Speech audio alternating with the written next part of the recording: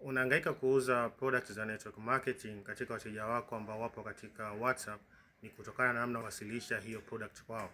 Usipoweza kujua namna sahihi ya kuwasilisha product yako kwa wateja wako, basi ujue kwamba itakuwa ni kikwazo sana kwa wao kuweza kununua hiyo product. Na kuna njia mbili ambazo unaweza kutumia kuwasilisha product yako kwa wateja wako ambao kamatanisha na offer. Njia ya kwanza ni kuwasilisha product yako kwa kutoa value, kwa kutoa kitu chenye thamani kwa wateja wako ambapo ikamatana na offer.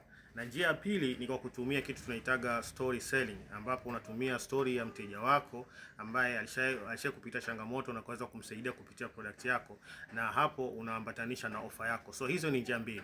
Na ili kuweza kufanya hivyo, lazima uweze kujua namna gani ya kuandika content ambayo itamfanya mteja asome kuanzia ya kwanza mpaka ya mwisho katika offer yako, au aweze kusikiliza voice note yako, au aweze kutazama video yako. Na njia pekee ya kufanya hivyo ni kujifunza ujuzi wa copywriting.